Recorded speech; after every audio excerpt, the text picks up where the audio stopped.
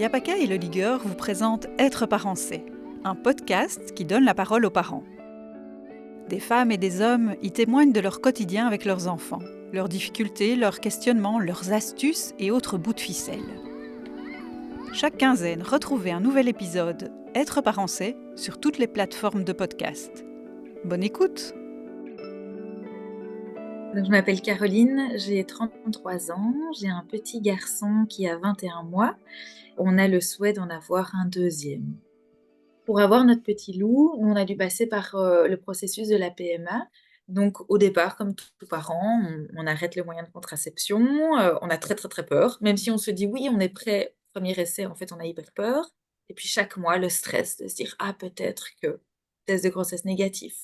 Et au bout du 5e mois, je me suis dit il y a un problème. Je ne suis pas réglée et tous mes tests sont négatifs. Et puis là, j'ai été voir mon gynécologue qui me dit bah, effectivement, vous avez une aménorrhée, il n'y a aucune explication. Et donc, j'ai eu la sensation d'être un rat de laboratoire pendant 6 mois. Vraiment, il m'a donné des traitements très très légers, puis un petit peu plus fort, puis encore un petit peu plus fort.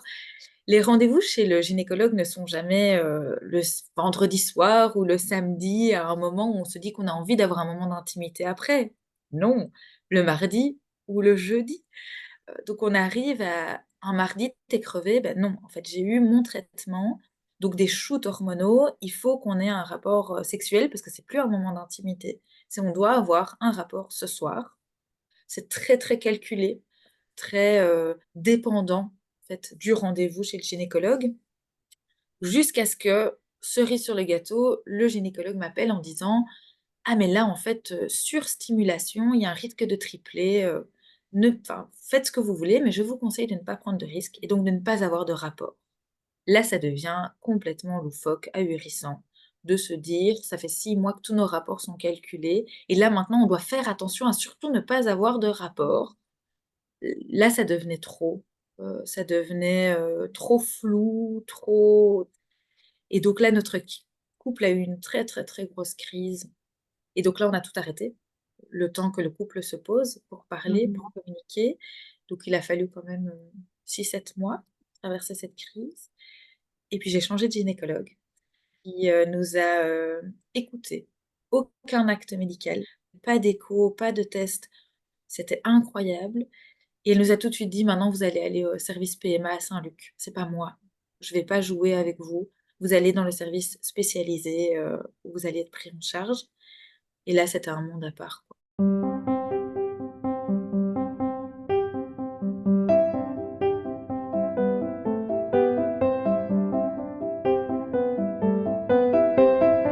Ce qui nous a aidés dans ces moments compliqués, c'est à nouveau la communication. C'est ça qui nous a, sauvés. C'est on était rentrés à un moment donné dans une phase où il n'y avait plus aucune communication. Moi, j'étais vraiment dans mon besoin de maternité qui prenait toute la place et le reste était inentendable.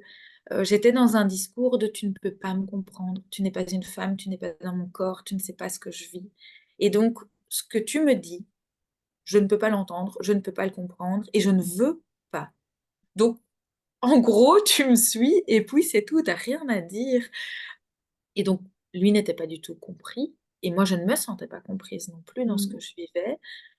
Grosse, grosse crise, où on pouvait plus communiquer jusqu'à ce qu'à un moment donné on se dise: «Soit on s'arrête là, soit on choisit d'être ensemble» et si on choisit d'être ensemble, moi le projet bébé c'était, un inconditionnel. Moi je lui avais dit, je dis: «Construire une famille, fonder une famille, pour moi c'est dans mes tripes». J'ai dit: «Moi j'ai besoin qu'on se batte pour y arriver et donc est-ce que tu es prêt à te battre, avec moi ou pas? Et si pas, c'est pas grave». Moi j'étais arrivée vraiment on était tous les 2 arrivés à un stade de: «Est-ce que nos chemins sont toujours les mêmes ou est-ce qu'on prend des routes qui se séparent?»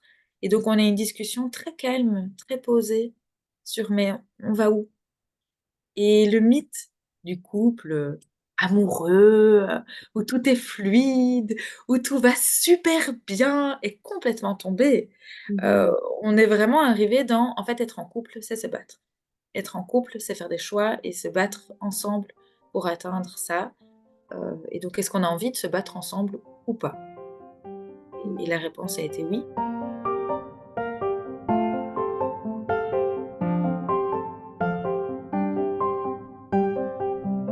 Pour toutes les contraintes liées à la PMA, donc les prises de sang, les échos, et cetera, alors ma première, idée qui m'est venue, c'est: «J'ai pas géré, j'ai subi, c'était comme ça». J'ai pas du tout la sensation d'avoir, géré, j'ai plutôt la sensation d'avoir été dans, l'organisation. Donc j'ai le souvenir d'avoir été dans une course, une course, au timing, une gestion aussi émotionnelle très, scindée. Donc j'ai pu avoir, des coups de fil au travail et puis commencer à pleurer et puis me dire, «OK, on respire parce qu'en fait, je suis au travail, personne n'est au courant. Je ne veux pas que les gens soient au courant, donc je vais sécher mes larmes, je vais boire un coup d'eau et puis je vais me remettre dans mon travail». Et donc c'est vraiment un stress un peu continu de, il faut que je sois à l'heure pour l'écho et puis surtout quand l'insémination, approche. Moi, c'était une insémination, donc j'avais déjà beaucoup, beaucoup de chance par rapport aux FIV. J'en ai vraiment conscience parce que la FIV, c'est un niveau encore supérieur. Puis moi, c'était pendant c'était encore Covid, donc ça veut dire que le compagnon ne pouvait pas venir. Mon compagnon a été, donner son sperme, moi j'étais dans la salle d'attente. Et puis quand moi j'ai été faire l'insémination, il était dans la salle d'attente et c'était plus symbolique qu'autre chose de se dire: «Bah, cet enfant, on le fait quand même à 2, puis on est chacun dans nos espaces totalement séparés».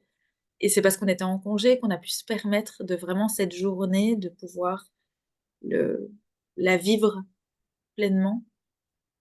Bah, dans l'attente des résultats, là, c'était le bonheur. Vraiment, c'était génial, mais j'ai eu beaucoup de chance, ça a fonctionné, du premier coup. Et il y a eu beaucoup, j'aime bien croire un petit peu aux signes, il y a eu beaucoup de signes, très positifs et donc moi j'ai eu l'annonce, des résultats, quand ça faisait à un jour près, 5 ans avec, mon compagnon. Et donc voilà, et puis le service PMA, ils sont incroyables, donc ils m'ont appelée en me disant: «On a une super nouvelle, ça a fonctionné». Elle dit: «Bon, bah, voilà, il faut quand même attendre que le taux augmente, le taux, de HCG». Alors moi, j'avais du mal à y croire, donc je parlais à mon petit ventre en disant: «Vas-y, vas-y, allez, il faut tripler, il faut y aller quoi, go, go, go, je crois en toi». Puis après deuxième appel, hein, donc deuxième prise de sang, «Madame, ça y est, ça a triplé, c'est magnifique», et ce qui est, merveilleux, parce qu'il y a quand même des choses très, très belles dans la PMA. Ce qui est merveilleux, c'est qu'en fait, on a des échos très, très tôt, qu'on n'a pas dans le cycle traditionnel et donc très, très, très rapidement, on l'a vu et avant même que son cœur batte et puis deuxième écho, son petit cœur, bat et là, c'est l'explosion. C'est magique. Faire le parcours PMA, moi j'ai envie de dire c'est le parcours koh quoi. C'est une épreuve et puis une autre et puis une autre et puis quand on pense qu'on en a passé une, il y en a une autre, mais au final, on y arrive, on y arrive. Il faut tenir, parce qu'on en ressort, grandi. C'est important parce qu'après pour moi la maternité c'est un feu d'artifice où on sait jamais ce qui va nous arriver, on sait jamais l'intensité, l'éclat, la couleur. Quand on croit qu'on s'est un peu habitué à certains feux d'artifice, il y en a d'autres qui arrivent et donc c'est un magnifique feu d'artifice. Parfois c'est pas facile, parfois ça fait un peu mal aux oreilles, mais c'est quand même beau à voir. Si vous aussi vous souhaitez partager vos histoires de parents, contactez-nous par email à yapaka@yapaka.be. Retrouvez l'ensemble de la campagne Être parent c'est et commandez le livre sur yapaka.be. Une initiative de la Fédération Wallonie-Bruxelles.